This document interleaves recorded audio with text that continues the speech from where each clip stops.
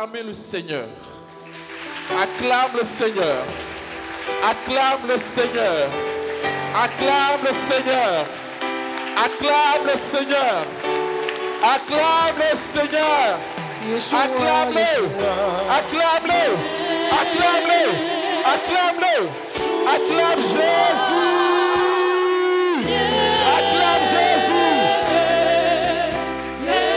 Parce que maintenant, on reçoit le Père. Bienvenue, Jéa. Acclame Jésus-Christ pour le Père. Acclame Jésus-Christ pour le Père.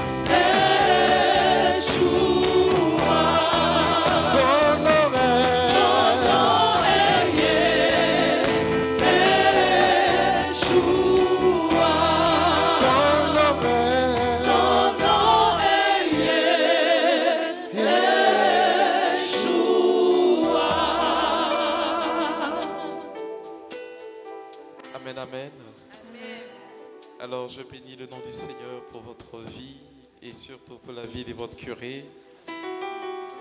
Je tiens à ce que Dieu réellement agisse fortement et pleinement dans votre vie. Qu'il vous bénisse au-delà de ce que vous pouvez souhaiter et obtenir. Quelqu'un va me dire amen sérieusement. Amen. Alors on va s'asseoir dans cette présence de Dieu. Je vous prie d'excuser la qualité de ma voix. C'est quelqu'un qui est plus que fatigué qui vous parle aujourd'hui. J'ai tenu à venir parce que c'est un prêtre qui m'a invité. C'était pas évident. Jusqu'à jeudi, c'est ça? Je lui disais que c'était pas sûr. Alors, frères et sœurs, il y a une chose que... On peut donner du volume à mon micro, s'il vous plaît. Il y a une chose dont je suis sûr, c'est que quand Dieu se permet de convoquer ses enfants, il a forcément une grâce qui déverse dans votre vie. Et ça, peu importe qu'il y ait une personne qui vient juste parler ou une personne qui vient juste prier, encore moins prêcher. Le plus important, c'est qu'en venant rencontrer Dieu, il occasionnera toujours votre bénédiction. Je voudrais de prime abord vous dire ceci, que Dieu vous aime. Et ce qui crée dans mon cœur cette joie de ce que Dieu vous aime, c'est le fait que vous soyez venus aujourd'hui. Et en venant ici, Dieu ne manquera pas de bénir chacune de vos vies. Alors regarde ton voisin, dis-lui, Dieu va te faire du bien aujourd'hui. Le thème qui m'est proposé, la première fois que je l'ai lu, je me suis dit que Dieu ne fait rien par hasard. Tout ce que Dieu décide de faire, il avait déjà préétabli. Et c'est dans l'établissement de son alliance qu'il convoque ses enfants et leur parle. C'est pourquoi il y a ce thème qui me plaît bien. 1 Samuel, le chapitre 2, le verset 8. C'est cela. 1 Samuel, le chapitre 2, le verset 8. On va écouter ce que la parole de Dieu nous dit. Et puis, je vais me faire fort de vous interpréter ce message-là. Alors, avant qu'il ne lise, Il faut que vous compreniez, mes frères et mes sœurs, que quand Dieu décide de bénir quelqu'un, la bénédiction est dans ce que tu entends. Une fois, un jeune homme a demandé à Jésus, que faut-il faire pour avoir en héritage le royaume des dieux? Jésus lui a posé la question très clairement. Dans la Bible, dans la loi du moins, qu'est-il écrit? Et il a ajouté ceci, et comment lis-tu? Vous comprenez? Il y en a qui savent lire mais qui ne comprennent pas.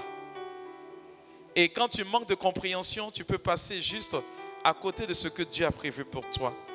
Si nous adorons un Dieu qui est gentil, cela voudrait dire qu'il bénit ses enfants à tous égards.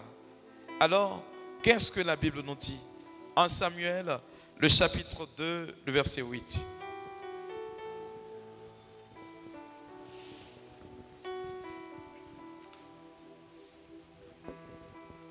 Un Samuel, chapitre 2, verset 8 et suivant.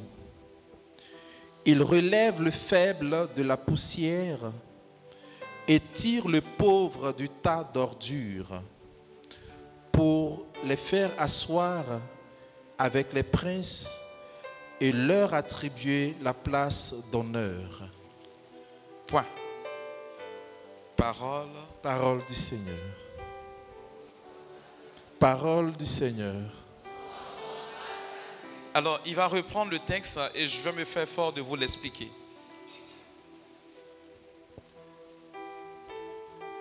Il relève le faible de la poussière. Pause. Tu vas t'asseoir.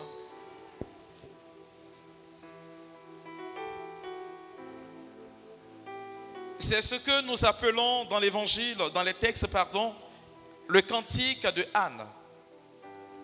Anne, c'est la mère de Samuel. Samuel, frères et sœurs, après l'avènement des juges et de Moïse, Samuel est le premier prophète établi par Dieu. Et nous connaissons tous la naissance de Samuel parce que Anne, sa mère, ne concevait pas. Et son mari Elkana s'est fait fort de lui dire qu'en dépit de ce qu'elle n'enfante pas, lui, Elkana, il vaut mieux que tous les hommes et que tous les enfants de la terre ne valent pas mieux que lui à côté de sa femme. Lorsque Anne, la mère de Samuel, s'est résiliée, tout simplement disant qu'elle pouvait rester avec Samuel, avec Elkana, Dieu lui fait la grâce de concevoir. Et c'est dans la conception de Samuel que Anne se permet de dire ce cantique-là. Elle dit, et ça c'est le verset 8, de la poussière, il relève le faible. Dis à ton voisin, de la poussière, il relève le faible. De la poussière, il relève le faible. Mes frères et mes sœurs, je veux parler à un enfant de Dieu aujourd'hui. Dieu a multiples façons de se dévoiler à chacun d'entre nous. Il a multiples facettes de se présenter à chacun d'entre nous. Le problème, ce n'est pas que Dieu ne se présente pas, mais c'est comment est-ce que nous le percevons. Il y en a qui se sont fait une mauvaise image de Dieu, à telle enseigne que dans leur vie quotidienne, on se dit qu'il y a des choses que le Seigneur ne peut pas faire, ou qu'il y a des choses que le Seigneur ne peut pas nous attribuer. Je veux que vous reteniez ceci. Lorsque vous marchez avec Dieu, sa façon de vous enseigner diffère de la façon dont toi tu vois les choses. Lorsque tu entres dans le principe de l'intelligence de Dieu, il y a certaines choses qui ne te font plus mal, mais tu appréhendes la vie autrement. Et en appréhendant la vie autrement, Dieu décide de te bénir dans le fait que tu appréhendes la vie. On n'a pas dit, il relève des gens de la mort. Non. Le texte est précis. Le texte dit qu'il relève le faible. C'est ça, non? De la poussière. Lorsque je veux regarder en filigrane ce que Dieu relève, on nous dit qu'ils sont dans la poussière. Dans le livre de la Genèse, la Bible nous enseigne ceci, que nous avons été créés à l'image et à la ressemblance de Dieu. Nous parlons là du premier récit de la création. Dans le deuxième récit de la création, ce que nous appelons communément le récit sacerdotal, qui est tiré de Genèse chapitre 2, on nous dit, Dieu prend l'homme avec la poussière du sol. Amen, amen. Est-ce que je parle à un enfant de Dieu? Amen. Il prend l'homme à partir de la glaire du sol et il va former le corps de l'être humain. Mais si Anne se permet de dire qu'il relève le faible de la poussière, en réalité, Dieu est en train de te dire, ceux qu'il bénit, ceux qu'il exauce et ceux qu'il élève ont un statut. Dis à ton voisin, Le statut de ceux que Dieu bénit, de ceux que Dieu relève, dis à ton voisin, c'est ceux qui savent se faire petits. Alors il faut lui dire, abaisse-toi un peu. La nature de l'être humain, c'est que nous sommes issus de Dieu. Et le fait que nous soyons issus de Dieu, mes frères et mes sœurs, nous sommes issus de la poussière. C'est notre état naturel. C'est l'une des raisons pour lesquelles, lorsque Dieu aime ses enfants et qu'il ne décide pas que ces personnes-là se perdent, qu'est-ce qu'il fait? Il se permet de faire retourner ces derniers à leur état naturel. C'est pourquoi quand toi, Dieu veut te bénir, il va te faire mordre de la poussière. Dis, Il y a des personnes qui comprennent autrement ce français. On a toujours vite fait de croire que c'est en ayant les choses de ce monde que nous sommes bénis. Non.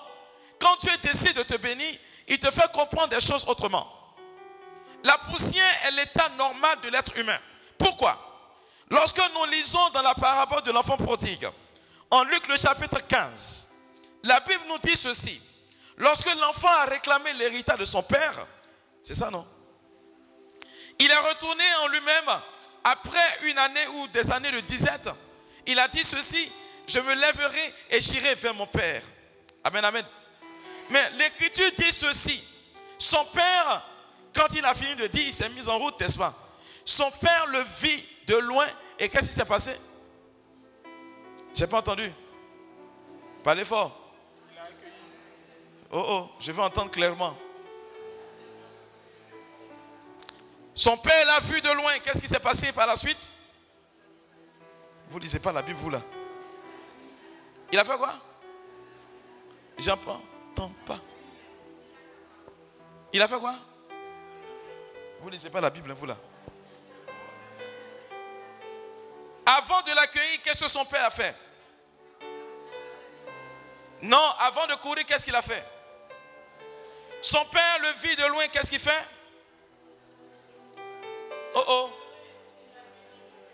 Non, vous lisez à côté de la Bible, pas dans la Bible. Il faut lire les textes. Pour ceux qui ne le savent pas, Luc est un médecin. Quand il écrit, il insiste sur les détails. Et les détails de Luc sont très importants. L'Écriture dit, son père le vit de loin et il a reconnu. Avant même de courir pour aller vers son fils, il a reconnu son fils. La reconnaissance du fils m'amène moi à m'interroger. Comment son père peut le reconnaître? Alors que le texte précise que là où son fils était, il était amaigri. Il voulait manger la nourriture que mangeaient les porcs, mais il n'y arrivait pas. Ça veut dire qu'il était chétif. Mais on nous dit son père le vit de loin. Il l'a perçu de loin et il l'a reconnu. Qu'est-ce qui donne l'opportunité au papa de reconnaître son fils? Mes frères et mes sœurs, c'est le caractère d'abaissement de son fils. Le caractère d'humilité qui permet naturellement au père de reconnaître son fils. Et cela se traduit dans la relation que nous avons avec Dieu. Beaucoup ne s'en rendent pas compte. Mais les Juifs disent ceci. Quand vous prenez la Torah, ils vont faire comprendre ceci. Que lorsque Dieu était en train de nous créer, il a pris la poussière du sol. Mais quand Dieu prenait la poussière du sol, il ne s'est pas étendu le long de son corps. On nous dit, Dieu a fléchi le genou pour prendre la poussière du sol. Le geste de Dieu est appelé l'abaissement de Dieu, l'humilité de Dieu. La poussière qu'il prend dit que Dieu s'est abaissé. C'est pourquoi toute personne qui sait s'abaisser, Dieu la reconnaît comme son enfant. Est-ce que tu m'as compris? Je veux que tu retiennes ceci. Lorsque Anne est en train de faire savoir que de la poussière il tire le fin, il est en train de dire ceci. Pour que Dieu puisse te reconnaître et te bénir, il faut que tu apprennes à t'abaisser.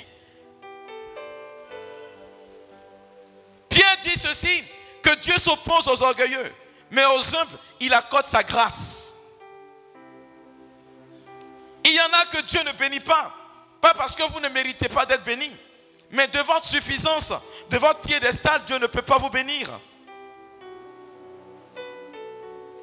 C'est pourquoi, c'est quand tu sais t'abaisser, c'est quand tu sais t'humilier que Dieu te relève.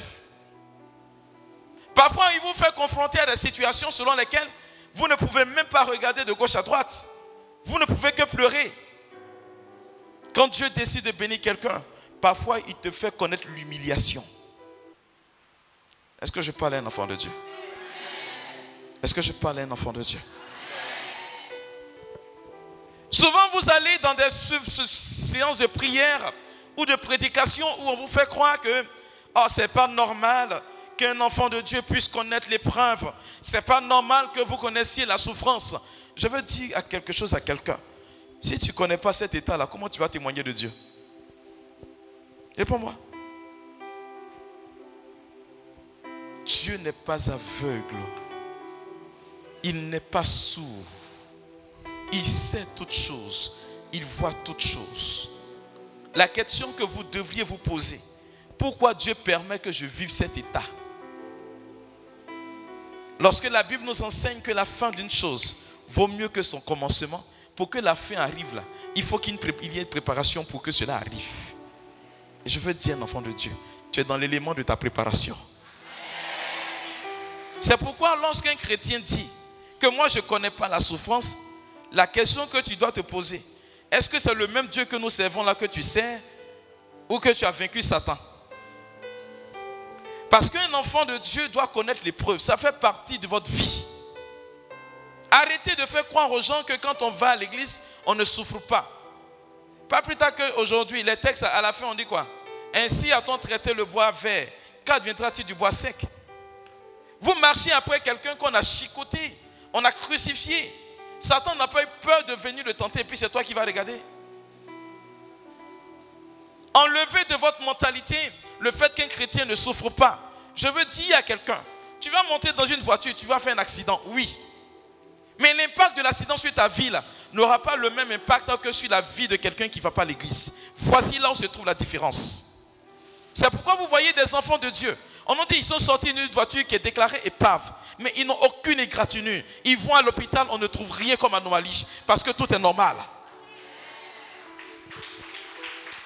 La Bible nous enseigne ceci dans l'évangile selon saint Matthieu.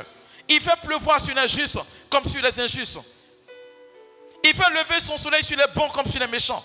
Ce qui veut dire quelque part que si d'aventure les méchants ont le soleil, si d'aventure les injustes ont la pluie, c'est parce que nous les justes là, on n'est pas mis eux.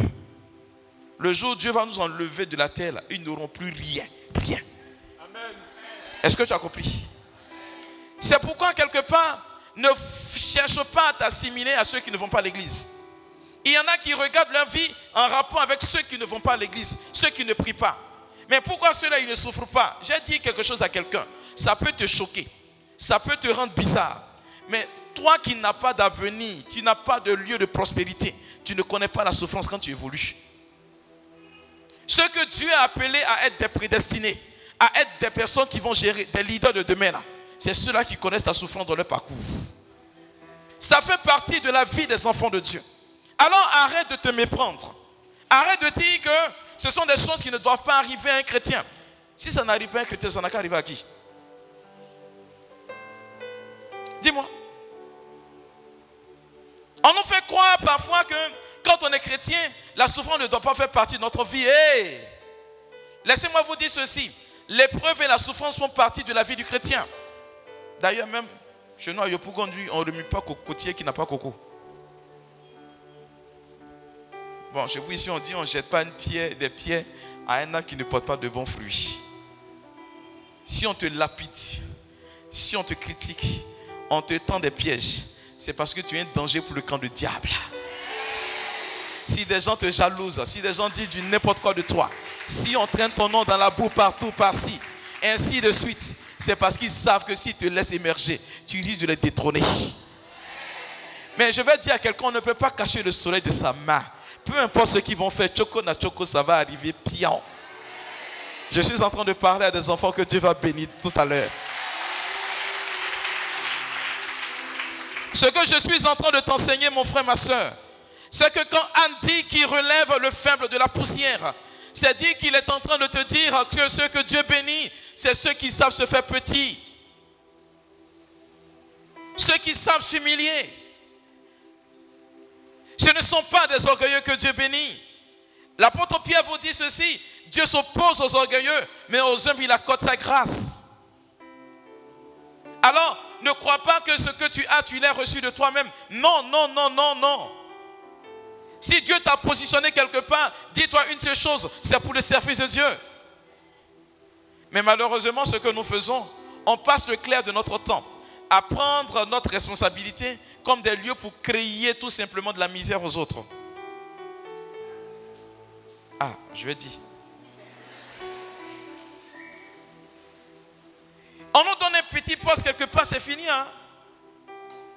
Regardez où ça commence, même nos servantes à la maison, comment on les traite. Ce que je suis en train de vous faire comprendre, mes frères et mes sœurs, c'est que si nous ne marchons pas dans la naturalité de notre vie, on va perdre beaucoup. C'est notre essence. Et parfois, Dieu permet que nous retenions à cela. Il permet que nous vivions dans cette condition. C'est sa façon de nous faire comprendre que sans lui, vous n'êtes rien. Voyez, lorsque nous sommes en Dieu, lorsque nous vivons de Dieu, toute situation de notre vie, aussi joyeuse que malheureuse pour nous, est une leçon.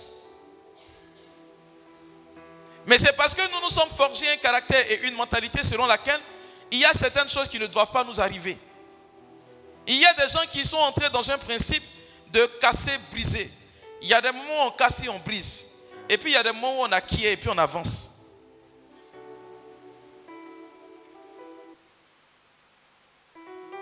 Ce n'est pas de chasser Satan. Non. Quand un problème ou un malheur t'arrive, pose-toi la question. Quel est l'impact de cela sur ma vie? Et qu'est-ce que Dieu veut m'enseigner? Regardez Anne, la mère de Samuel. Aïe, honte de ça. Elle pleure. Jusqu'à elle va prier. Le prêtre Élie dit, écoute, si tu es saoulé, il faut aller ailleurs. Elle dit au prêtre Élie, ce n'est pas des propos d'une femme qui est saoule, qui est en train de parler à Dieu. C'est un cœur débordant de chagrin qui est en train de parler. C'est-à-dire que là où on dit que les grandes douleurs sont muettes, là, c'est ce qui s'est passé. Le psalmiste dit, dans ce moment précis, là, il n'y a pas de parole dans ce récit, pas de voix qui s'entendent dans le psaume 18. Pourquoi? Parce que ce que tu dis à Dieu est un cœur à cœur. Il n'y a pas lieu de parler. Et le prêtre Élie va dire, va, et que le Dieu d'Israël t'accorde ce que tu lui as demandé. Je veux dire à un enfant de Dieu, quand tu es en train de mordre de la poussière, c'est que Dieu est en train de préparer ton relèvement. C'est la raison pour laquelle il ne faudrait pas s'apitoyer sur votre sort. Ne dites pas pour vous que c'est fini. On nous dit, de la poussière, il relève le faible. Il y en a qui regardent malheureusement la vie des autres pour considérer que vous êtes en retard. Je voudrais vous poser la question. C'est écrit où que vous êtes en retard? C'est écrit où? Les 5 doigts de la main appartiennent à la même main, non pas à la même taille. Hein? Donc, où est-ce que vous êtes en retard? Prends ton temps et puis avance. Avance à ton rythme. Si nous savons ouvrir grandement les yeux, on verra la main de Dieu dans tout ce que nous entreprenons. Amen, amen. C'est pourquoi il dit, de la poussière, il relève le faible. Qu'est-ce qu'il dit par la suite? Il tire le pauvre du tas d'ordures. Ah! Première chose, c'était quoi? Poussière. Deuxième chose, c'est quoi? Ordure. Mais c'est de qui il tire? Première chose, c'est le faible. Hein? Deuxième personne, c'est qui? Le pauvre. Vous voyez, on ne parle pas du misérable. Ah oui. Dieu a horreur de la misère. mais il aime le pauvre. Ça fait deux choses différentes. Il faut comprendre que la misère ne fait pas partie du plan de Dieu. Mais la pauvreté, c'est ce que Dieu enseigne. Le pauvre, c'est celui qui sait regarder vers Dieu. Le pauvre, c'est celui qui sait que sans Dieu, il ne vaut rien. Le pauvre, c'est celui qui sait que tout ce qu'il a, il le doit uniquement qu'à Dieu seul. Le pauvre, c'est celui qui sait compter sur ce qui tombe de la table des enfants. Je veux que tu comprennes ceci, mon frère, ma soeur. Dieu pourvoira à tous tes besoins. Et s'il se permet de pourvoir à tous tes besoins, c'est parce que quelque part, Dieu veut que des choses changent pour ta vie. Ton ascension va dépendre de ta personne. Ton élévation va dépendre de qui tu es. Et non pas de ce que tu peux accomplir. Souvent, quand on est en bonne santé, on pense que ceux qui sont malades, ils font exprès d'être malades. Parfois, quand on travaille, ceux qui sont au chômage, on a l'impression que ces personnes ne font rien pour travailler. Et souvent, on passe le clair de notre temps à taxer ces personnes de paresseuses. Non. Et lorsque Dieu veut que tu comprennes que sans lui, tu n'es rien, ce que tu as critiqué là, souvent, il te donne aussi. Moi, je me rappelle, il y avait une jeune dame qui était venue me voir pleurer. Mon père, j'ai trompé mon mari. Pendant qu'elle parlait, puis le Seigneur me dit, j'entendais Dieu qui riait dans mon oreille, quoi. Il dit, il faut lui dire qu'elle pensait que ça arrivait qu'aux autres. Oui. Je lui ai dit, mais toi, tu pensais quoi des femmes qui trompaient leur mari? Il dit, mais elles ne sont pas normales, c'est pourquoi elles trompaient leur mari. Il dit, toi aussi, tu as fait aussi, non? Il dit, tu vois, parfois, il ne faut pas te moquer des gens que tu ne connais pas. Il y a des circonstances, mes frères et mes sœurs, qui font qu'on ne sait pas comment est-ce que les autres se comportent. C'est pourquoi le pauvre, c'est quelqu'un, quand il regarde l'autre, il se met à sa place. Le pauvre, c'est celui qui sait prendre l'autre avec lui. C'est pourquoi Dieu a un cœur de pauvre. Le pauvre, c'est celui qui ne sait pas négliger autrui. Le pauvre, c'est celui qui, dans sa façon de vivre, dans sa façon de faire, tient compte du plus petit. C'est ça le pauvre. Et souvent, nous ne sommes pas à un stade où on doit évoluer parce que nous manquons de pauvreté dans le cœur. Jésus dit quoi dans l'évangile selon saint Matthieu? Heureux les pauvres de cœur, car le royaume des cieux est à eux. Waouh! Heureux les pauvres de cœur, car le royaume des cieux est à eux. Or, le règne de Dieu commence ici-bas sur terre. Pierre lui a posé la question, maître, nous qui avons tout quitté pour te suivre, qu'allons-nous recevoir? Il dit ici, vous allez recevoir cela au centuple. Il n'a pas dit après la mort. Ce que Dieu doit bénir, c'est ceux qui sont pauvres de cœur, qui savent compter sur les autres, qui ne négligent rien. Souvent, le Seigneur ne nous donne pas parce qu'on ne mérite pas, mais parce que nous sommes remplis de l'orgueil dans le cœur, de suffisance. Et souvent, lorsque nous parlons, on a l'impression que les autres ne sont rien. Apprends à regarder les autres autrement. Cherche à comprendre les autres. C'est en cela que le chrétien que tu es, tu dois fonctionner autrement. Tu dois marcher autrement. Tu dois entrer dans une autre mentalité pour ne pas que les hommes de ce monde considèrent que ce que tu es en train de vivre et ce que tu es en train de faire ne correspond pas à ce que Dieu veut.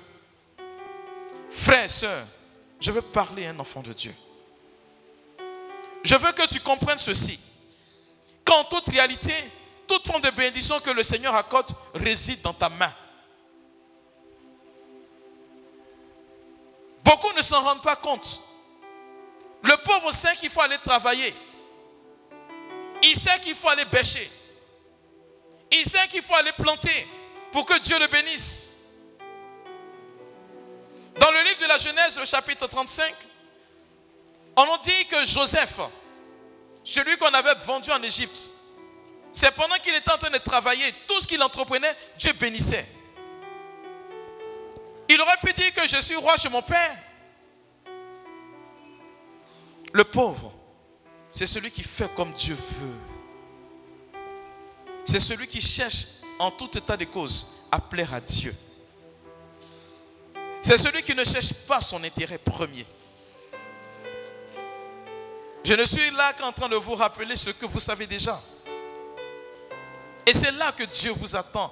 Il ne vous attend pas ailleurs. Ne soyez pas de ceux et de celles-là qui ne savent pas où elles vont. Je voudrais que vous soyez dans la perspective de ceux qui marchent avec Dieu. Le pauvre, c'est celui qui est très simple. Le pauvre, c'est celui qui sait vivre avec les autres. Le pauvre, c'est celui qui ne marche pas sur le roseau froissé. Le pauvre, c'est celui qui sait voir dans la création la main de Dieu.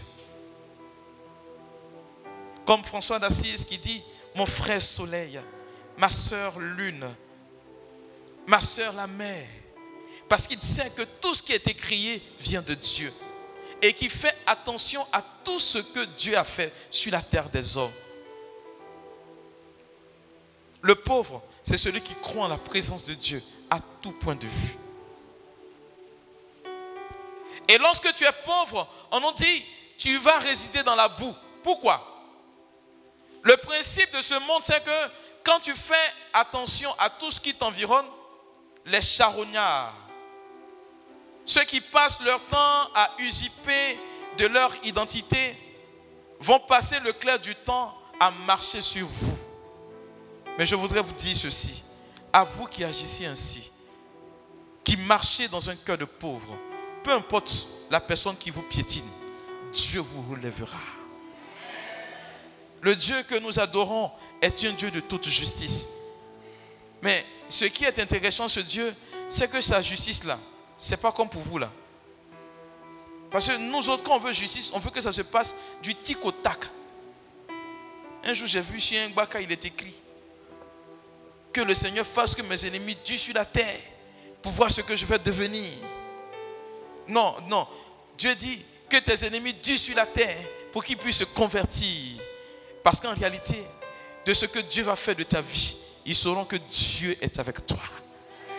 Voilà pourquoi le pauvre, c'est celui qui milite à la conversion de son frère.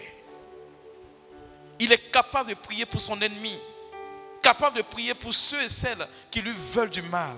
C'est ça, un cœur de pauvre. Et c'est là que Jésus vous attend. Hein?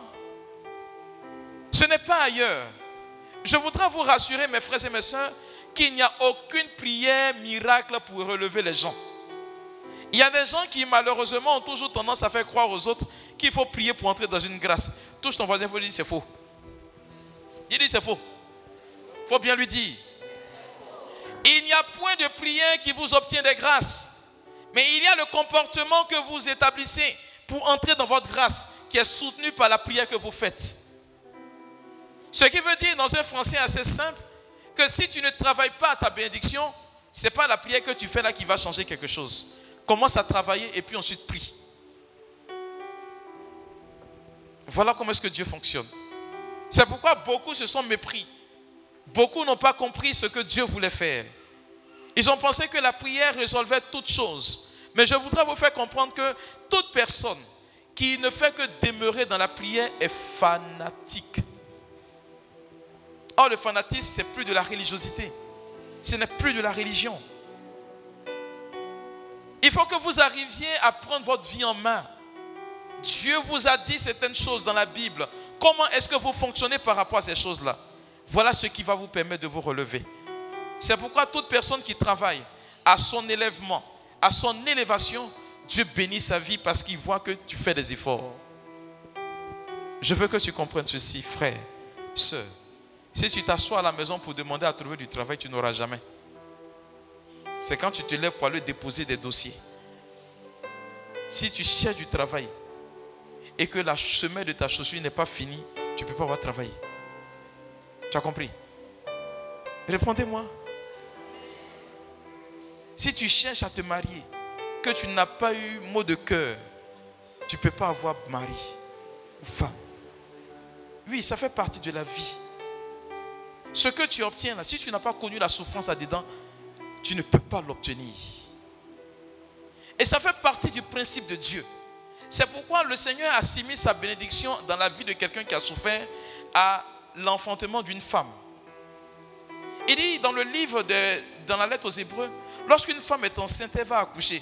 Comment ça se présente? Dans la douleur, non? Parfois, elle jure que plus jamais elle va prendre grossesse encore. Mais chose bizarre, quand elle finit par accoucher, à la vue de l'enfant, elle dit, oh, elle oublie ses pleurs automatiquement. Je veux dire à quelqu'un, avec ce que tu es en train de subir, la grâce que Dieu va faire resplendir dans ta vie va faire oublier ce que tu as connu depuis lors. C'est pourquoi tant que tu vis, ne dis pas que c'est fini. Aujourd'hui, nous sommes arrivés dans une mentalité où nous, ici en Côte d'Ivoire, on se donne la mort. Moi, je pose la question, mais pourquoi? La vie est si tellement désespérante qu'on se donne la mort. On est tellement découragé qu'on ne veut même plus lutter pour vivre. Tant qu'il y a de l'espoir, tant qu'il y a de la vie, Dieu est capable de changer quelque chose pour toi. Et comment s'appelle la femme là? Pourquoi j'oublie son nom à chaque fois la même? La grande Thérèse, Sainte Thérèse d'Avila, dit ceci, que Dieu écrit droit sur des lignes qui sont courbées. Ce qui veut dire que tu peux décider d'emprunter un chemin. Et le chemin là, ça sera serpenté. Ça peut ne pas entrer dans ton cadre de vie. Mais toutefois que tu as confiance en lui Dieu, il va te remettre sur le droit chemin. C'est pourquoi peu importe ce que les hommes de ce monde auront dit sur ta vie, c'est ce que Dieu dit en dernier recours là, c'est ce qui compte. Je suis venu t'annoncer en cet après-midi que peut-être que tu souffres, peut-être que là où tu es, tu n'as plus la force de te relever. Mais je te dis une seule chose, en entendant ce message, Dieu dit, il est possible que tu puisses te relever encore. C'est pourquoi quand bien même vous décidez de sortir d'un état et que le Seigneur vous maintient, c'est qu'il veut vous enseigner quelque chose. Dieu ne fait rien sans enseignement. Quand il parle, c'est qu'il a déjà donné la solution de la chose. L'apôtre Paul vous dit en 1 Corinthiens 10, il faut lire, ils vont comprendre parce que pendant que je parle, il ne faut pas penser que j'invente les choses. En 1 Corinthiens 10, le verset 13. Il y a des choses qui vous arrivent. Ne voyez pas cela comme un malheur. Moi je dis, un enfant de Dieu, il ne tape jamais poteau. Non. C'est la façon dont tu t'assois pour regarder. La position que tu utilises pour regarder, c'est ce qui te fait dire que tu as échoué. Sinon que tu n'échoues pas. Vous connaissez Edison, non?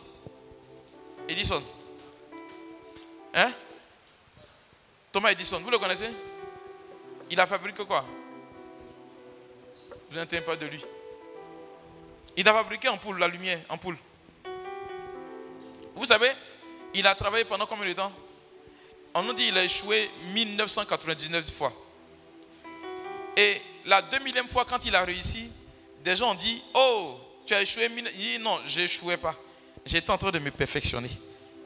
Je veux dire à quelqu'un, toutes tes chutes sont pour toi le lieu d'un relèvement. Un enfant de Dieu, il n'échoue pas parce qu'il apprend de ses erreurs. Et c'est là que vous devez tenir votre vie. Qu'est-ce que Paul dit? 1 Corinthiens 10, verset 13. 1 Corinthiens 10, verset 13. Les tentations auxquelles vous avez été exposés ont été à la mesure de l'homme. Ça veut dire, ce que tu vis là, c'est pour les êtres humains. Dieu est fidèle. Il ne permettra pas que vous soyez tentés au-delà de vos forces. Ça veut dire, ce que tu penses ne pas pouvoir supporter là, c'est pour toi. Si on enlève ça, on met ça sur la vie de quelqu'un d'autre, la personne va mourir. C'est simple. Continue. Avec la tentation, il vous donnera le moyen d'en sortir. Dieu donne toujours le moyen de sortir d'une tentation. Et la force de la supporter. Il n'y a pas longtemps, c'est bon. Il y a une de mes filles qui est venue. Elle est en train de prier, puis le Seigneur lui a montré les combats à venir. Vous savez ce qui s'est passé? Elle a commencé à pleurer. Mon père, papa, tu sais quoi? J'ai souffert pendant combien de temps? Je lui ai posé la seule question. Quand Dieu t'a montré, il t'a dit de combattre. Quand Dieu t'a présenté, il t'a dit c'est toi qui dois battre, tu dois te combattre, tu dois combattre du moins. Elle dit non. Je lui ai dit aïe. Il est en train de te dire, regarde ce qui va arriver. Moi, je vais t'en débarrasser. C'est pareil lorsque les Égyptiens étaient en train de poursuivre les Juifs. Ils étaient en train d'avoir peur. Il a dit quoi? Regardez, ceux-là, vous ne les verrez plus jamais. Il y a des combats quand Dieu te montre que tu penses que c'est trop lourd, c'est que ce n'est pas ta bataille. C'est lui qui combat pour toi. Il est en train de te dire qu'il va te garantir la victoire. Mais il faut que tu vois ce qu'il va arriver. C'est tout. Lorsque nous marchons dans la mentalité des enfants de Dieu, il y a une sérénité dans laquelle nous devons marcher. Je suis convaincu d'une seule chose. S'il y a quelque chose qui m'arrive tout de suite, c'est que Dieu a déjà géré. Je peux ne pas comprendre la gestion de Dieu sur le champ, mais il a déjà géré cela. C'est comme des gens qui passent le temps à ne pas dormir.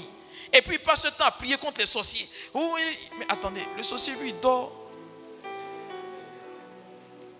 Mais parfois vous faites comme si vous êtes à la place de Dieu. Vous ne pouvez pas être plus que Dieu lui-même. Ça ne marche pas.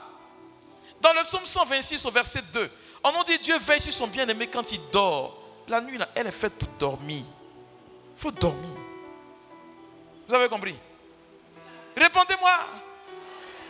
Aïe. Il y a des heures pour prier. Mais quand la nuit arrive, là, il faut dormir. Si Dieu doit te réveiller pour prier, il va te réveiller. Mais il y en a qui sont là, ils ne dorment pas, vous les voyez devenir chétifs. Ils passent le temps à faire jeûner, prier la nuit. Mais attendez, vous êtes une de fous? Dieu, c'est dans la simplicité qu'on l'adore. C'est dans la vérité qu'on l'adore.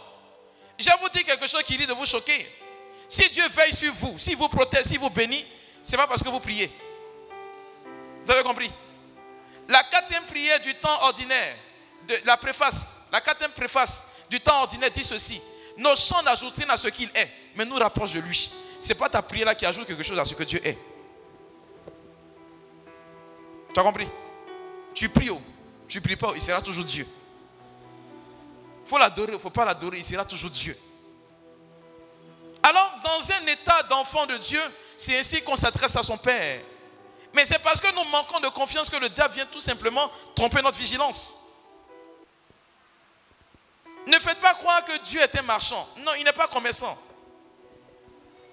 Non, si aujourd'hui je n'ai pas fait mon rosaire, Dieu ne va pas me bénir. Hey, c'est écrit dans quelle partie de la Bible? Hey, dites-moi. Tu peux ne pas faire la prière, mais si déjà ton cœur est tourné vers Dieu, que tu te lèves le matin, que tu lui dis, mais si c'est suffisant. Il y a des gens qui font championnat de prière. Moi, j'ai réussi à faire mon rosaire. Hein. Mais peut-être toi, tu fais ton rosaire, mais moi, j'ai réussi à jeûner, toi, tu ne jeûnes pas. On n'est pas la même chose. Chacun a là où il excelle. C'est pourquoi je voudrais vous dire ceci. Ce que tu sais faire avec Dieu, là, il faut bien le faire. Il ne faut pas chercher à ressembler à quelqu'un d'autre. Des gens, quand ils viennent vous enseigner, ils viennent vous partager leur expérience de prière. Il faut prendre ça pour toi. Si tu peux faire, tu fais. Tu ne peux pas faire là où tu excelles là. Il faut faire. Si chaque matin, tu peux faire une dizaine de chapelets, et puis tu sais que tu as bien prié là, fais ta dizaine de chapelets. Dieu comprend. Aïe. Non, maman, quand elle prend le chapelet, toi, il faut partir, il faut faire jeûne. Elle a son chapelet, je vous salue Marie. Dieu l'exauce. Parce que c'est ce qu'elle s'est fait. Mais parce que ce n'est pas fait jeûne, tu vas penser que Dieu n'exauce pas. Aïe. J'ouvre une parenthèse. Un jour, mon évêque disait qu'il avait reçu une femme. La femme, elle est venue, elle prie beaucoup Marie. Et puis, son mari la trompe avec une autre femme qui va à l'église aussi, catholique. Et puis, un jour, elle priait Marie. Et puis, elle dit à Marie, pardon, il faut punir la femme là. S'il te plaît, il faut punir la femme là. Parce qu'elle prend mon mari. Et puis, la Vierge Marie lui dit, elle fait chapelet chaque jour. Donc, moi, je ne peux pas la punir. Elle fait chapelet chaque jour. Elle dit, mais c'est vrai qu'elle fait ce qui est mauvais, hein, mais elle fait chapelet chaque jour. Donc, je ne peux pas la punir. Vous voyez? Elle sait qu'elle est pécheresse. Donc, elle se confie à Dieu. Chacun a son domaine de prédilection. Il y a là où tu évolues, là où tu excelles. Mais tiens le cap. Parce que tu sais qu'ailleurs, tu n'es pas fort. Et c'est là que Dieu vous attend.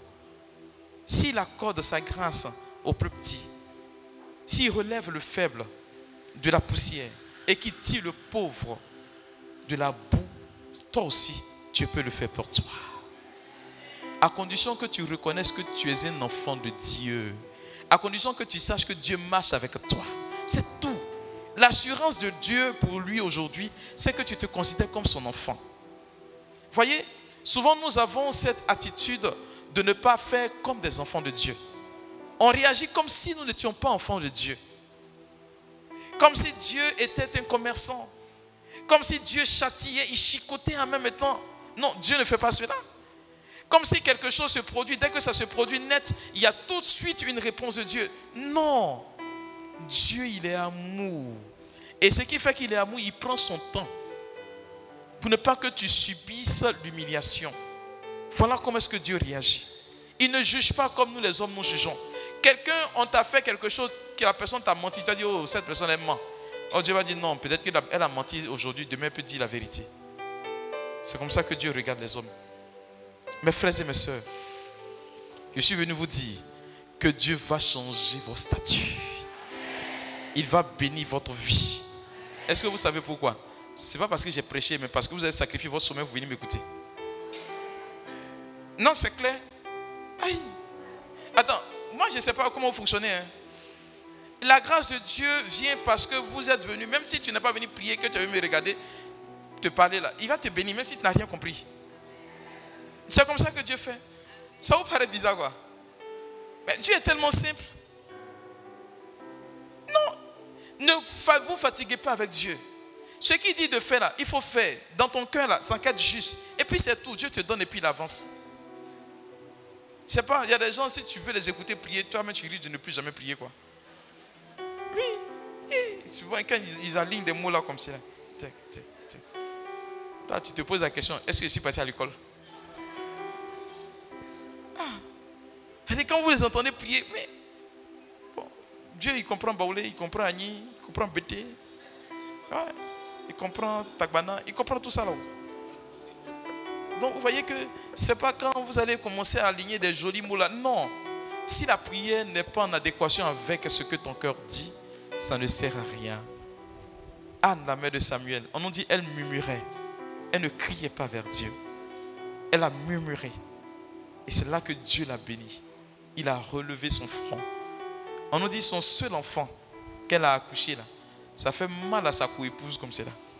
Je veux dire à quelqu'un, c'est ainsi que la grâce que Dieu va supplanter dans ta vie, ça va faire fléchir le cœur de tes ennemis. Ceux qui hier étaient en train de dire oh tu n'es rien, tu n'es rien. Dieu va faire un seulement et puis ça va rattraper tout ce qu'ils ont fait par le passé. C'est ainsi que Dieu fonctionne pour ses enfants. Je suis venu t'annoncer aujourd'hui, mon frère, ma soeur, que Dieu est bon pour toi.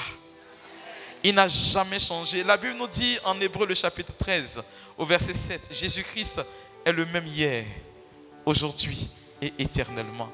Imagine-toi qu'il a fait il y a 2000 ans pour des autres. Il le fait encore aujourd'hui pour toi. Et puis il le fait tellement bien et gentiment que ça passe. Voyez, le samedi dernier, c'est samedi non, pas samedi avant-hier, pas samedi hier. Le samedi dernier, j'étais chez mon jumeau, le Père Prosper. Il organise les premiers samedis de chaque mois. C'était le 5, je crois bien. Samedi, c'était le 5, c'est ça? Aujourd'hui, le combien? 13, c'est ça. Le samedi 5, il avait organisé une messe pour les femmes qui accouchent, qui cherchent enfants, ainsi de suite. Et puis, j'étais là. J'ai fini messe, j'étais en train de partir, puis Dieu m'a dit, il faut dire la parole. Là. Donc, j'ai dit qu'il y a parmi vous ici, là, avant la prochaine messe, là, il y a une femme qui va dire qu'elle est enceinte. Je ne savais même pas que c'était une de mes filles qui m'a appelé. Elle m'appelle, elle me dit, mon père, j'ai dit oui, ma fille, elle dit, ils allaient faire test de grossesse, on dit ici enceinte. Elle m'a appelé, aujourd'hui quand? Samedi, dimanche. Elle m'a appelé mercredi pour dire qu'elle est enceinte. Alors que, il y a longtemps, j'ai prié pour elle. Hein. J'ai prié, mais Dieu n'exauce pas. Donc c'est pendant la prière, là, moi, il est parti, puis il a dit, et puis elle a dit, j'attrape. Et puis Dieu a fait. C'est-à-dire, il a fait ça comme bonjour, quoi. Non, vous dites à ton voisin, Dieu est gentil. Il faut lui dire, Dieu est gentil. Aïe. Donc moi, c'est pourquoi je vais dire à toi qui ne travailles pas là, quand tu vas sortir d'ici, tu vas travailler. Aïe. Toi qui cherches enfant, ça ne vient pas là. Dieu va te donner enfant quand tu vas sortir d'ici. Oh. Toi qui es malade, on prie, ça ne va pas là. Quand tu vas sortir d'ici, tu vas voir que la maladie a disparu. Dieu est dans les choses les plus simples. C'est pourquoi quand tu pries là, il ne faut pas trop te concentrer. Quand tu es trop concentré, tu as pensé que c'est parce que tu pries fort qu'il te donne. Non, c'est parce que tu es là que Dieu te donne déjà. Et moi, je veux dire à un enfant de Dieu, comme tu es là, Dieu t'a déjà béni. Waouh! Il t'a déjà donné, il t'a déjà accordé toutes choses. Dieu est fidèle et il est bon pour toi. Alors ne sois pas découragé. Alors je finis par ceci. Parfois, vous tombez dans le découragement parce que vous vous dites que il y a des choses qui devaient vous arriver qui ne sont pas arrivées. Je vais vous dire la vérité. Si ce n'est pas arrivé, c'est que ce n'était pas pour vous. Même si on vous a promis qu'on ne vous a pas donné, c'est que ce n'était pas pour vous. Il faut mettre ça dans votre tête. Quand c'est pour toi, là, ils vont tourner, et puis ça va tomber. Quand ça tombe, on dit, hein, c'est pour toi, il faut prendre. Parce que quand Dieu bénit, là, il n'y a pas gourmet derrière. Parce que pour beaucoup, c'était pour moi. Et puis vous marchez dans une mentalité de quelqu'un d'être désespéré. Non, il ne faut pas être désespéré.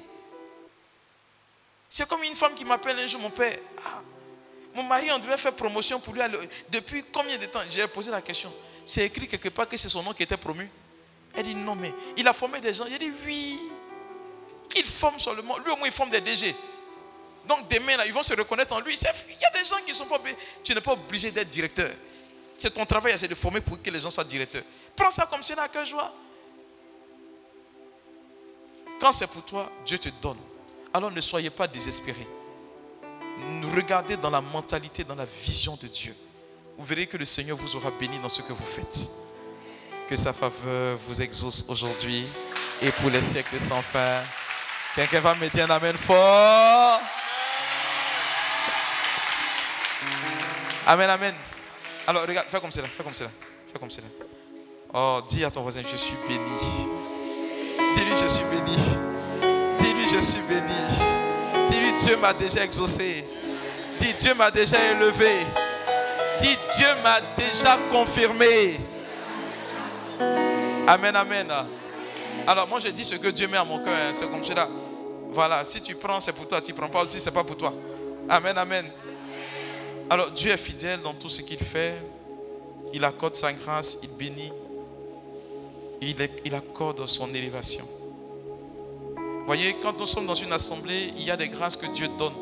Et c'est simple quoi, c'est comme bonjour, c'est comme merci, comme des bonbons qu'il donne gratuitement quoi, aux gens. C'est pas parce que, comme je le dis, c'est pas parce que tu pries, hein, mais Dieu te donne parce qu'il t'a donné. Est-ce que vous savez que parmi nous ici, là, il y a des personnes qui sont des leaders? Vous ne les connaissez pas peut-être, mais ça veut dire que leur vie, là, c'est empreinte de signes. Quand je dis signes, c'est-à-dire que vous êtes appelés à être des modèles.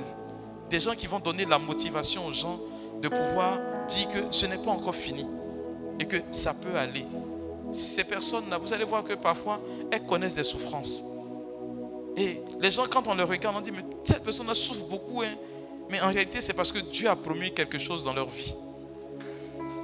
Vous comprenez? Alors, je dis, c'est banal, hein, mais c'est comme cela. C'est comme cela que Dieu fait. Et est-ce que vous savez que là où on est assis, là, il y a 5 personnes que Dieu a promis, à qui Dieu a accordé cette grâce particulière hein, pour être leader. C'est comme cela que Dieu fait. Comme bonjour.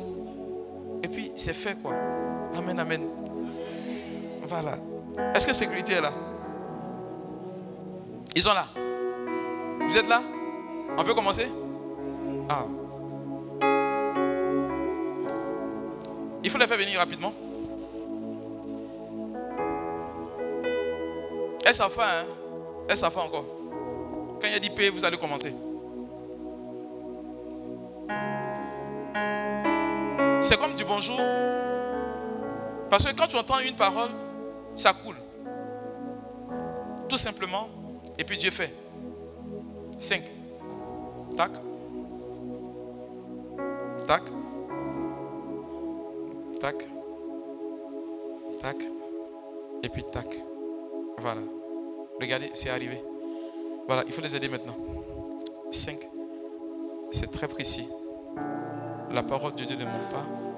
Elles sont bénies par Dieu, appelées à conduire. Vous n'êtes pas appelés à... Non, c'est particulier quoi. Votre vie sera modèle, c'est merveilleux, c'est beau. C'est comme ça que Dieu octroie sa grâce. C'est si puissant, c'est merveilleux. Regardez, ça a commencé. Hein. Est-ce que vous pouvez les aider maintenant? Elles risquent de se faire un peu mal si vous ne les aidez pas. Que ça coule, que ça coule. Que ça coule, que ça coule. Ici et maintenant. 5. Voilà, c'est fait. Il faut les aider rapidement, je dis. Allez-y rapidement, faites vite. Faites vite, faites vite. Leur vie, c'est un modèle. Que ça coule, que ça coule. Ici et maintenant, hein. Que ça coule, que ça coule. Ici et maintenant. Leur vie est un symbole. Que ça coule, que ça coule. Wow.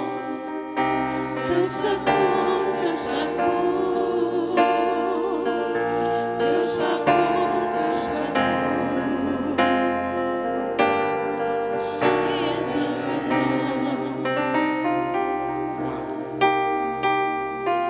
5 personnes, j'ai dit. Les 3 autres, il y en a une précisément. Pendant que je suis en train de libérer cette parole, il y a une motion particulière qui repose sur sa vie. Elle va bondir de là où elle se trouve, parce que c'est exceptionnel. Dieu qui entend toutes choses, il faut les aider rapidement. Il faut les aider rapidement. J'ai dit 5 fois plus.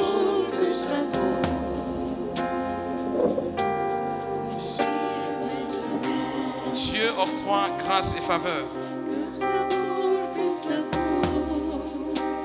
Regardez, la dernière personne dont je suis en train de parler, pendant que tu es assise, il y a une personne qui est à côté de toi qui est en train de ressentir comme de l'électricité qui coule jusqu'à elle. C'est une onction assez particulière pour toi. Le Seigneur dit que très vite, très vite, très vite, tu vas progresser et parce que sa grâce repose sur ta vie. Est-ce qu'on peut l'aider rapidement? C'est puissant, c'est merveilleux, ce que Dieu est en train de réaliser.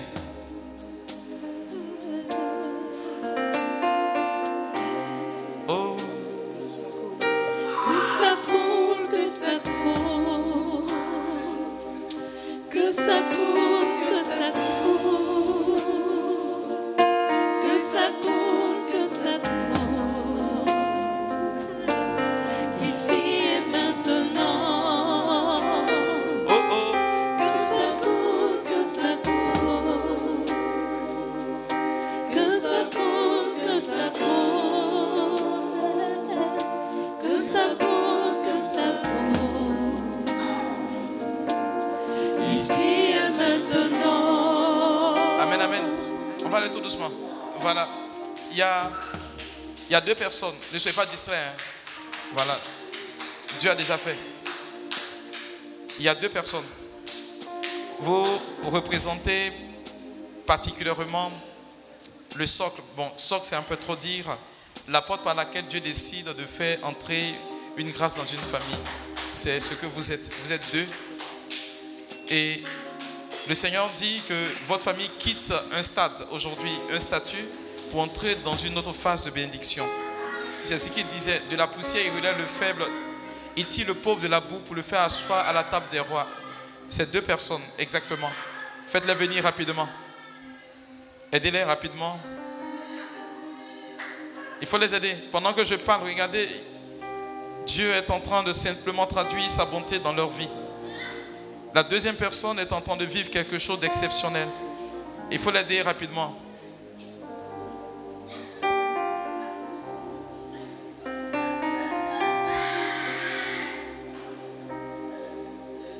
Oh, Dieu est fort.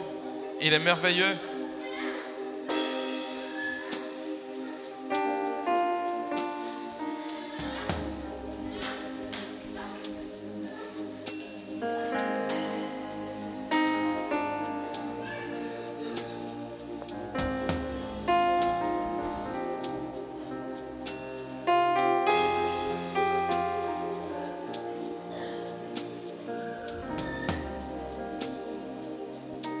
N'ayez pas peur, vous n'avez pas besoin de prier. Hein. En fait, la grâce est déjà là, quoi. Je dis ce que Dieu met à mon cœur, c'est tout. C'est compris? Voilà, Dieu il fait ça simplement et puis il bénit. C'est comme cela qu'il fait, il réagit. Waouh! Je rends la gloire à Dieu. Il y a 3 personnes. vous n'allez pas pouvoir tenir à votre place. Je vous dis pourquoi. Parce que le Seigneur dit qu'il va précéder vos pas. Vous allez entrer dans les lieux qui hier étaient pour vous comme inaccessibles. Et c'est ce qu'il accorde aujourd'hui comme bénédiction pour cette prière qu'il est en train d'organiser. Sécurité, est-ce que vous pouvez les aider parce qu'elles risquent de se mettre à courir depuis leur place, leur position. Le Seigneur les a déjà bénis, tout simplement. Il ne fait que réaliser dans leur vie cette promesse qu'il avait déjà relâchée bien avant même le début de cette prière. Elles sont 3 personnes. De leur position, regardez, la grâce est en train de s'abattre sur leur vie maintenant. C'est puissant, c'est merveilleux. 3 personnes. 3 personnes, je l'ai dit, c'est simple. C'est comme du bonjour, c'est comme Jésus fait, il le fait et il le fait gratuitement. Pendant que je suis en train de parler, vous êtes en train de me regarder comme si j'étais un spectateur, j'étais quelqu'un qui faisait des choses. Non, c'est dit que c'est sur vous et là maintenant, sur ces 3 personnes, pendant que je libère cette parole, la grâce de Dieu est déversée. Waouh! C'est clair, hein? Pendant que je dis tac, tac, tac. Voici la grâce, voici la gloire, voici l'onction.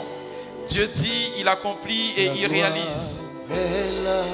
C'est merveilleux. Est-ce qu'on peut me les aider rapidement, ces 3 personnes-là dont je suis en train de parler? Dieu dit qu'il a béni votre vie. Et cela est fait pendant que je libère cette parole-là.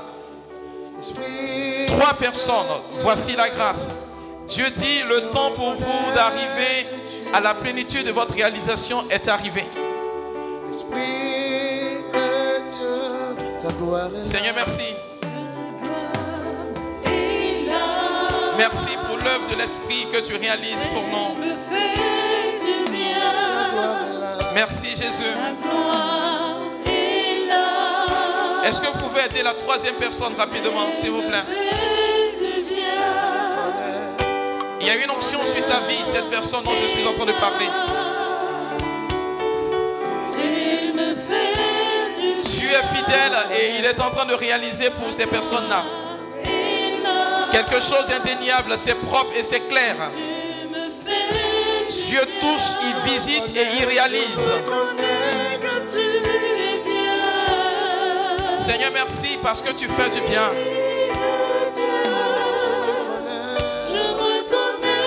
Merci pour l'œuvre de l'Esprit que tu manifestes. De la poussière, il relève le faible. Il tire le pauvre de la boue et il le fait à la soie à la table des rois. Voici ce que le Seigneur dit. Vous mangerez pas seulement des fruits, mais les meilleures productions du pays. Et le Seigneur garantit tout simplement sa bonté dans la vie de chacun d'entre vous. Et ce qui décide de le faire, il le fait bien. Dieu est amour, Dieu est productif. Il réagit comme pour ses enfants. Et je lui dis infiniment merci. Merci Jésus. Merci pour cette grâce. Merci pour cette promesse que tu fais dans notre vie. Merci pour cette gloire que tu es en train de révéler maintenant. Je prie pour que ta bénédiction touche maintenant tes enfants que voici.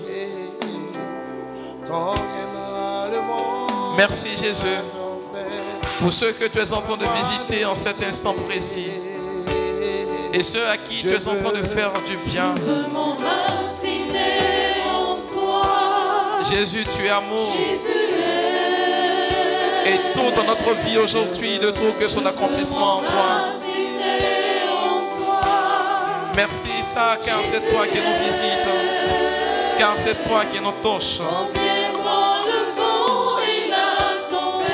Seigneur, merci pour cette grâce.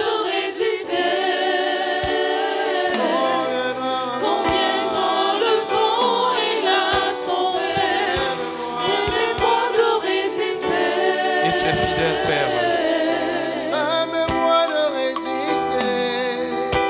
Merci Jésus.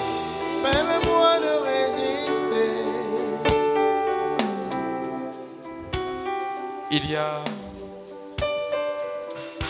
vous êtes au nombre de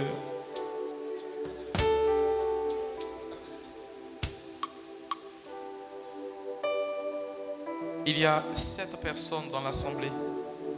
Je ne sais pas où vous êtes assises.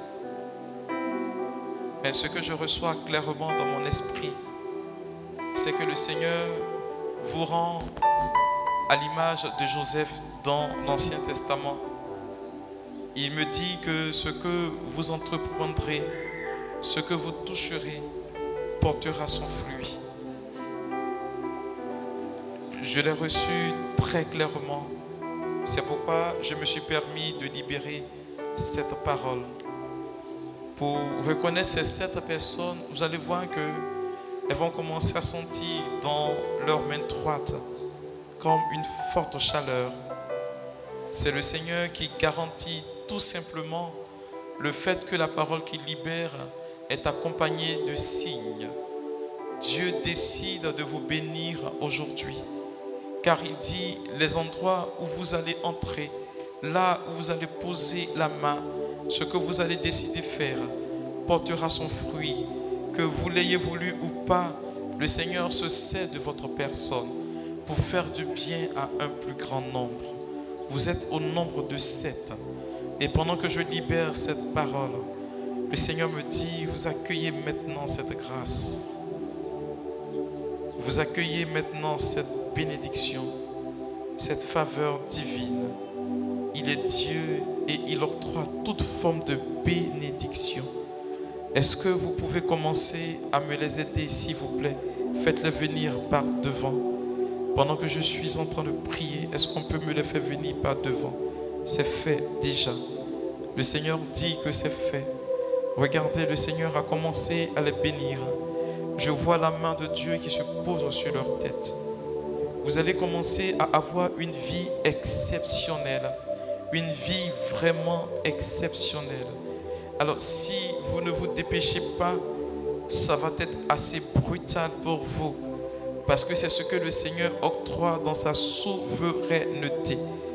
C'est ce qu'il décide, il le fait. Et il le fait tellement bien que rien ne peut égaler ce que Dieu lui-même prétend dire ou fait sur la vie de ces personnes-là.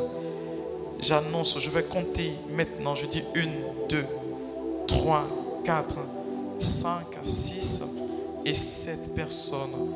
C'est le nombre exact que le Seigneur me met à cœur. Et le Seigneur dit, vous recevez maintenant. Il dit, écoutez, recevez maintenant. C'est la grâce qu'il fait de votre vie. C'est la grâce qu'il accorde à votre personne aujourd'hui. Car il décide de vous bénir. Et dans les lieux arides où vous étiez conduits hier, Dieu fait octroyer maintenant toute forme de bénédiction. Père, merci pour ceux que tu es en train de couronner de gloire, d'honneur, de majesté et de puissance. Toi qui es en train de bénir à tes enfants, ne passe pas sans leur faire du bien. Accorde-leur ce qu'ils décident d'obtenir maintenant. Est-ce que vous pouvez m'aider ces 7 personnes pendant que je parle? Regardez, c'est en train de monter. Là, le Seigneur dit que ça monte, ça monte, ça monte, ça monte, ça monte, ça monte. Et sa grâce est en train tout simplement de tout renouveler. Il y a une personne parmi ces 7. Tu as commencé à perdre tout ce que tu entreprenais. Pendant que je libère cette parole, le Seigneur dit, je vais redorer le blason de ton image. Parce que ce que tu as perdu, moi je te l'accorde aujourd'hui. C'est clair. Est-ce que vous pouvez faire venir cette personne par devant? Dieu est en train de donner maintenant, je le dis. Il y a des choses que le Seigneur est en train de faire. Vous n'allez pas comprendre, mais c'est ainsi que Dieu évolue pour notre univers, pour notre monde. C'est ainsi qu'il décide de bénir. Il y a une autre personne parmi les 7. Tu as constaté que là où tu entrais, si des personnes étaient entrées avant toi, ça réussissait. Mais quand tu y entres, ce ne sont que des échecs qui viennent après. Dieu dit, c'est fait. Et que le changement est en train de se produire. J'annonce ce décret nouveau sur la vie de cette personne. Est-ce que vous pouvez la faire venir pendant que je libère cette parole? Elle était considérée comme objet de malédiction. Parce que là où tu entrais, tout se gâtait. Dieu est en train de tout rétablir pour toi. J'annonce ce que le Seigneur fait. Car la Bible m'enseigne qu'il ne fait rien sans avertir son serviteur, le prophète. Et je bénis Dieu. Je lui dis merci.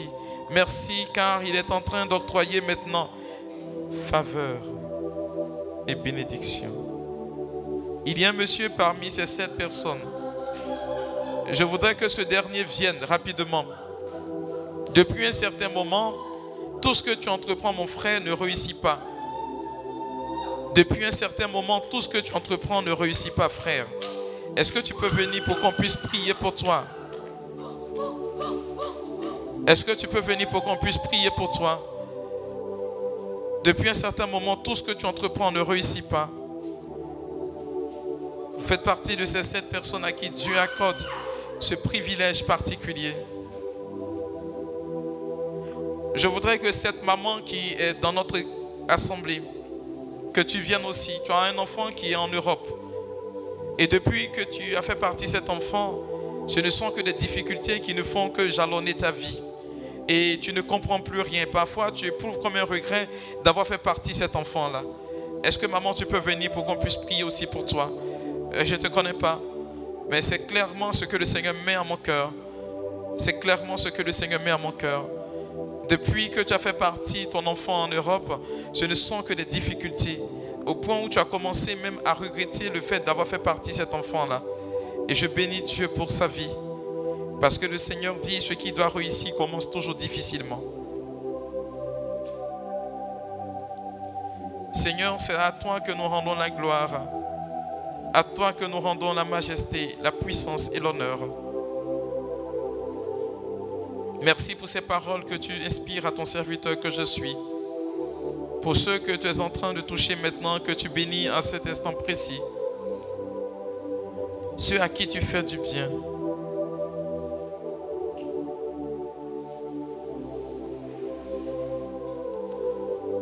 Il y a une personne dans notre assemblée. Je ne sais pas où tu te caches. Mais j'ai vu que le Seigneur t'a béni. Je ne parle pas des bénédictions, non. C'est une bénédiction assez particulière. Je ne sais pas où tu te trouves. Mais j'ai vu le Seigneur marquer un arrêt sur ta vie. J'ai vu Dieu marquer un arrêt vrai sur ta vie. Il a touché ta vie de sa main. Je ne sais pas où tu te trouves. Mais je voudrais que le Seigneur te révèle maintenant en cette assemblée. C'est très clair dans mon esprit. De là où tu te trouves, ce qui est en train de venir sur ta vie, c'est comme un rayonnement. Une gloire de Dieu qui est en train de prendre forme. Une gloire de Dieu qui est en train de réaliser quelque chose de beau et de merveilleux. Voici la grâce. Est-ce que vous pouvez m'aider cette personne? Dieu l'a béni.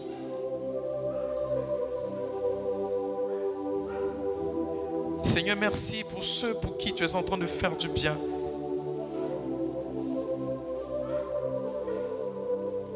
Tu es le Dieu souverain auquel nous croyons, à qui tu désires faire du bien, ô Père.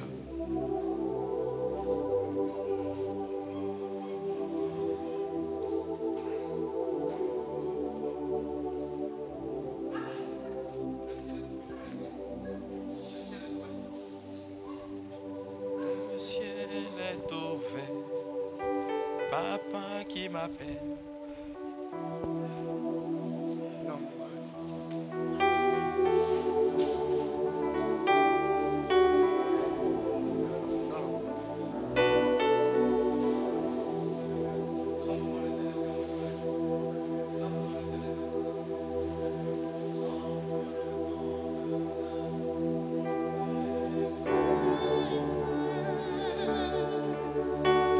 J'entre par le sang de l'agneau.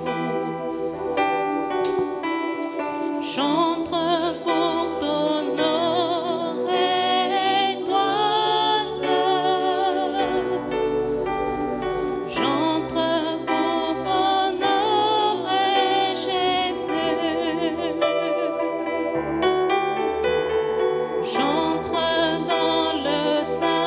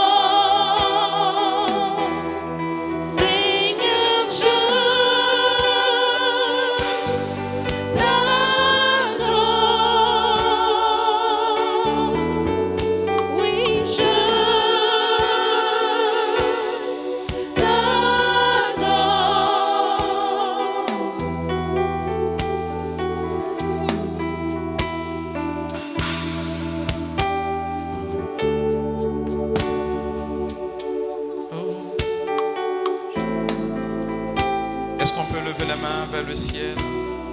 Alors on va faire une prière assez rapide. Dis à Dieu, Seigneur, je suis là comme Anne. Dis-lui, dis-lui, Seigneur, je suis là comme Anne. Et je crie vers toi, Père, pour que tu daignes te rappeler, te souvenir de ma personne. Je te présente la situation que je traverse. Je voudrais, Seigneur, que tu m'éclaires. Je voudrais, Seigneur, que tu m'exauces, que tu relèves mon front. Que tu bénisses ma vie aujourd'hui et que j'entre dans la dynamique de ma bénédiction, car tu me l'as promis, Père. Merci pour ce que tu fais pour ma vie. J'entre dans le sein des saints. Seigneur, merci pour l'œuvre de l'Esprit. J'entre par le sang de l'agneau. Merci pour ceux à qui tu es en train d'octroyer ta faveur. J'entre pour ton nom et toi seul. Seigneur, merci. J'entre pour honorer Jésus. Seigneur, je t'adore. Seigneur, je t'adore. Merci, Jésus. Oui, je t'adore. Merci, Seigneur. Seigneur, je Merci, Jésus. t'adore. Jésus, merci. Je t'adore. Est-ce qu'on peut se rasseoir? Je veux prier maintenant pour des personnes.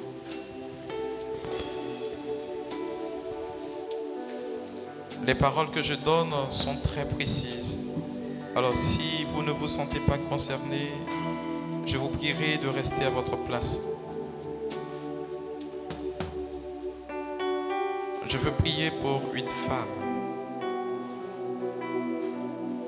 Tu es arrivé à un point de ta vie où ce que tu touches meurt. Ce que tu entreprends ne réussit pas. Et tout à l'heure, pendant le message, quand j'ai évoqué le fait du suicide, tu as pris peur immédiatement parce que cette idée t'avait traversé l'esprit. Tu ne trouvais plus de sens à vivre en ce monde. Parce que tu te disais qu'aucune personne ne pouvait vivre en allant d'échec en échec. Est-ce que tu peux venir vers moi, ma sœur? Je veux prier pour toi.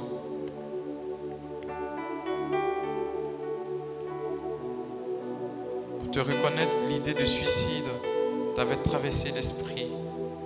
Et tout à l'heure, quand j'ai fait mention de cela dans la prédication, tu as pris peur sur le coup.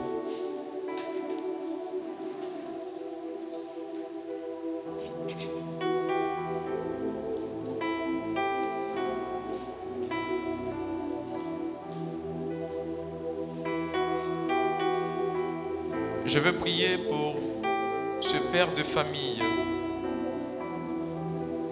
Tu as perdu ton boulot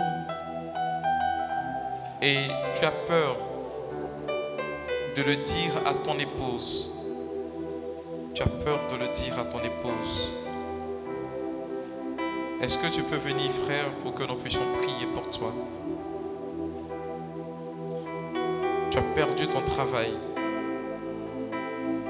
Et tu as peur de le dire à ton épouse. Si tu veux, on va détourner la caméra pour que tu viennes. Le Seigneur me demande de te dire de venir pour qu'on prie pour toi. Est-ce que tu peux venir pour qu'on prie pour toi? Tu es dans cette assemblée. La parole est très précise. On va détourner la caméra pour que tu viennes. Tu as perdu ton travail. Je voudrais qu'on prie pour toi, vraiment. Est-ce que tu peux venir, frère? C'est un monsieur.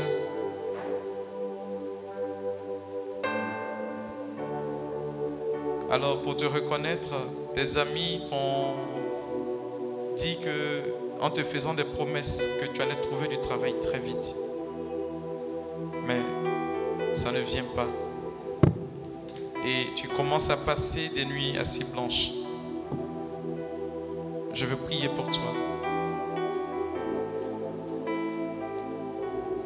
Je veux prier pour toi. Je ne te connais pas, frère, mais je veux vraiment prier pour toi. Ton épouse ne sait pas que tu ne travailles pas.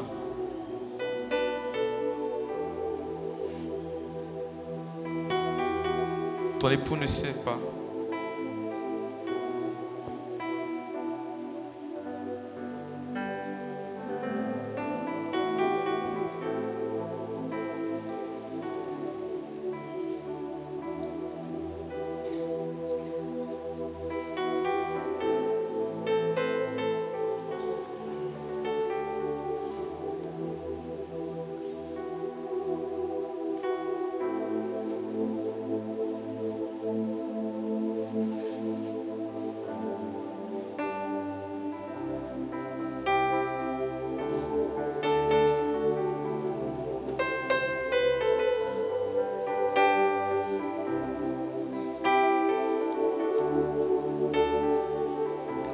Jésus t'a pas oublié,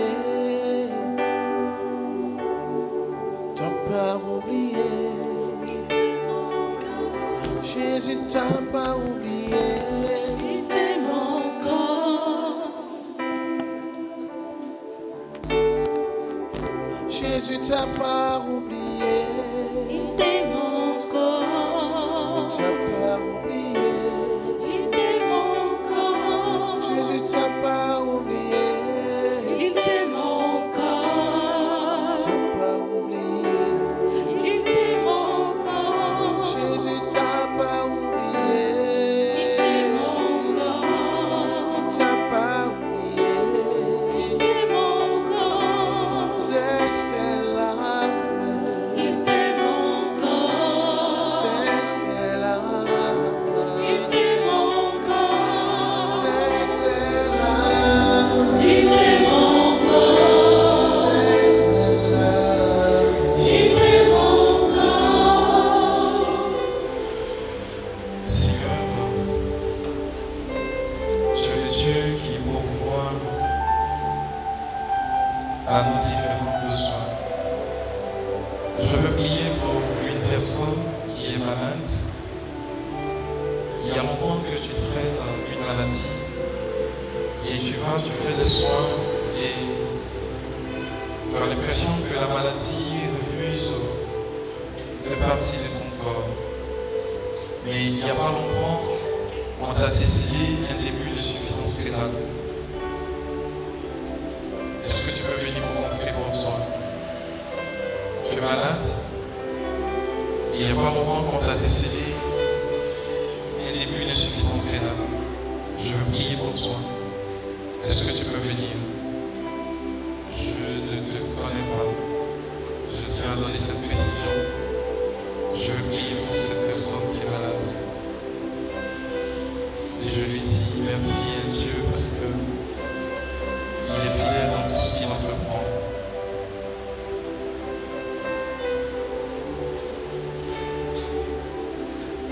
Seigneur, merci pour l'œuvre de l'Esprit que tu manifestes au travers de notre vie.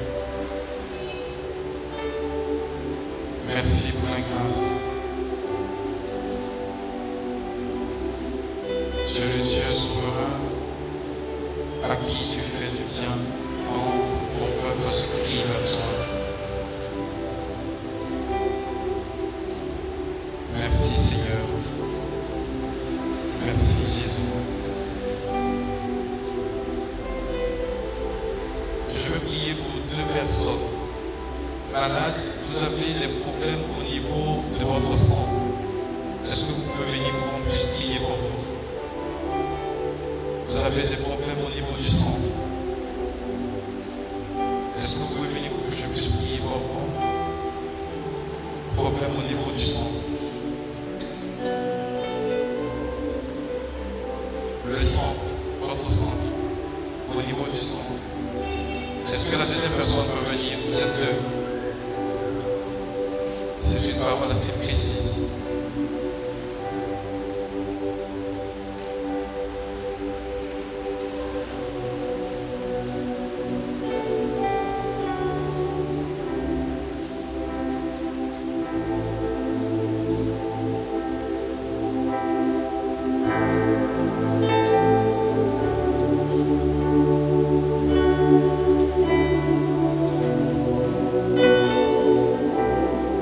Je veux prier pour une maman. La situation que tu traverses est vraiment pénible parce que tu as été abandonné par le père de tes enfants et tu es seul à élever tes enfants. C'est vraiment difficile pour toi. C'est vraiment pénible pour toi. Tu es seul à élever tes enfants. Et parfois, c'est pas parce que le monsieur est décédé, mais il vit, mais il ne s'en occupe pas.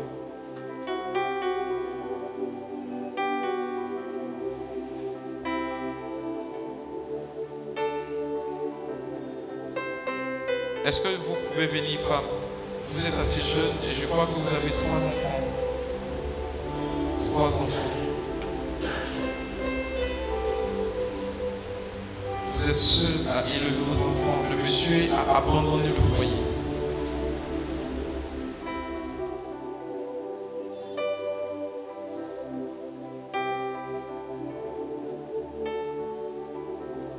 Ne t'ai pas oublié, C'est mon corps, ne t'ai pas oublié, c'est mon corps, ne t'ai pas oublié.